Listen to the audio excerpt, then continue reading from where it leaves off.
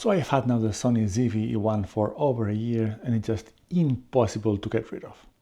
And why? Well, you guessed it, these three main massive flaws. One is the overheating, the other one is that it has only one SD card slot, and the third one, it does not have enough buttons. Or does it? It is well known that this camera has overheating issues. They have even invented some fans that attach to the back of it in order to try to cool it a little bit down. So this is one of the reasons that I've been considering getting a camera that has integrated fans like the FX3, FX30, FX2, or even the Panasonic S5 II and S5 IIX. Of course, the biggest problem with overheating is how many times this happens and actually ruins your shot. I've had this camera now for a year and 3 months or so. And do you want to guess how many times has it overheated on me? Listen, a week ago I was in Spain on holiday with the camera trying to film. It was about 38 degrees, 35 degrees in the shadows. And take a guess how many times did it overheat? None. Not once, not even a single time. Not even once I've seen the blinking light of this camera is about to overheat. I don't know how that icon looks like. And believe me, I was kind of hoping that the icon would blink or that I would miss a shot or that the camera would actually overheat, because it would give me a chance to say, oh, well, now this pile of scrap, I need a new camera. But did it happen? No, not even once.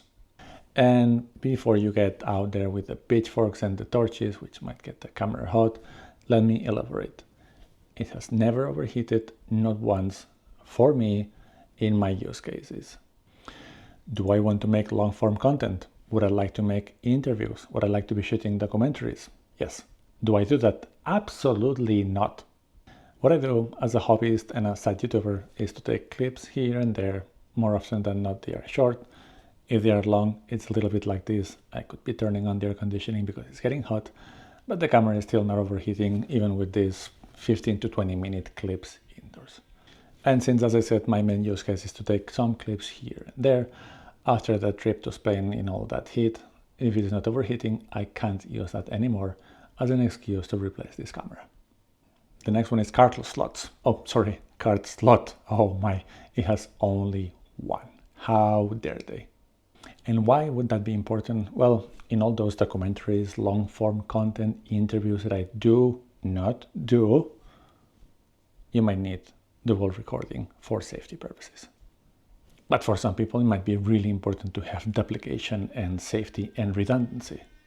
For the rest of us, you might not need it. But what happens if one card fails and then you would have the chance of having another one redundantly being recording?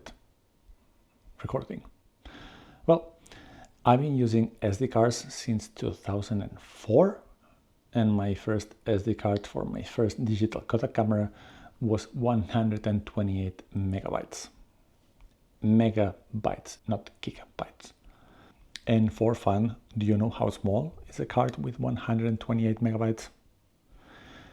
With this camera, at 140 megabits per second, you would be able to fit about 7 seconds of video. Of course, you would not be able to do so because those cards were not just small, but they're also really slow. So this is how old I am. I'm like VHS videos and cassette tapes old, but I've been using SD cards for more than 21 years. And now that we have established that I'm old, do you know how many cards have I been using in these 21 years of using SD cards?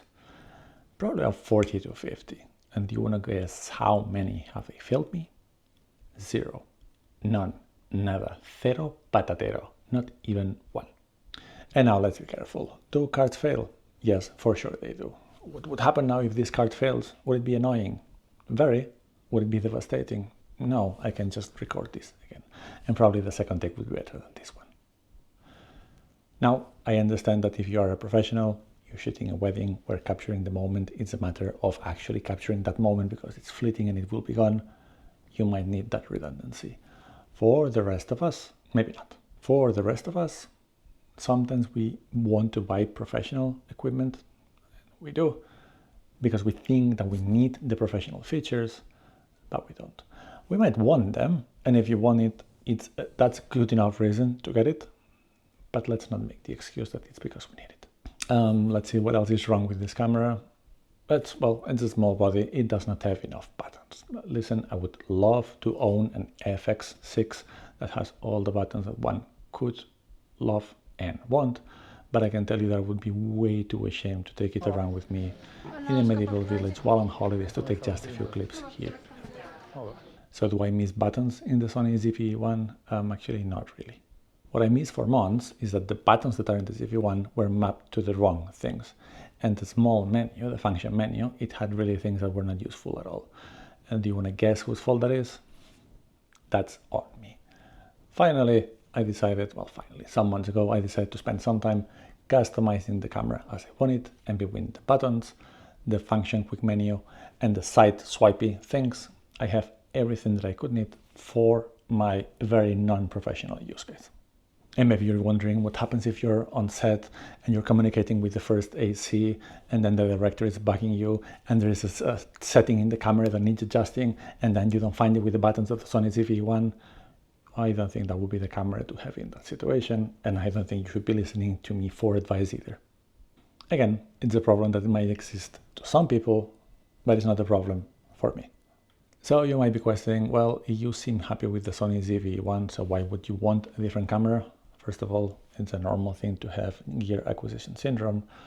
The Sony Cinema FX line with all the silvery finishes and the perceived professional features and the real professional features, they look great. I would love to have one.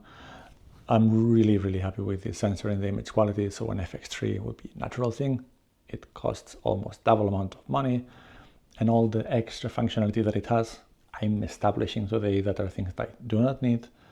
And the ZV-E1 actually has a few things more or better than the FX3, like a bit more advanced autofocusing system, and then some silly functionalities like the showcase mode and the reframing modes that are for vlogging or people like us that might not need an FX3. Then how about the FX30, since maybe it's closer in price? I love the idea of having a Super 35 camera. Kind of miss the days of the Zcam S6 that I had. But again, the sensor of the ZV-E1, which is, by the way, as a reminder, the same one on the FX3, A7S3 and FX6, which are, if not legendary, very well accepted in the industry. The image quality that comes from this is great. The low light is great, which I also used in Spain when going into buildings that are dark as churches, because they were churches. Then the 12,800 ISO second base comes in real handy.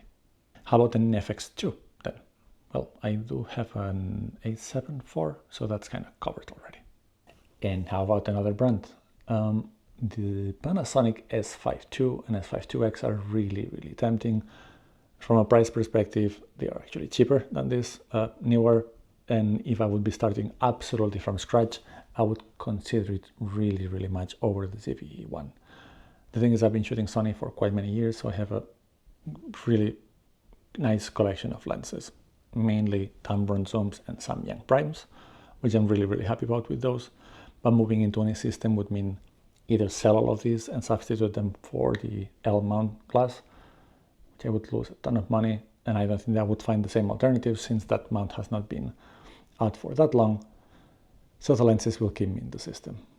But I'm not discarding dipping my toes in the S5 world. And what else? Oh yeah, wait, I have more audio.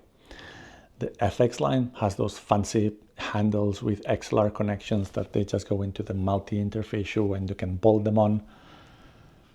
I don't really use that. This camera has, I'm pointing at it because it's the ZV-E1 today. I'm pointing at it and it has also the multi-interface shoe. And now I'm recording with the Sony ECM-M1. That is correct.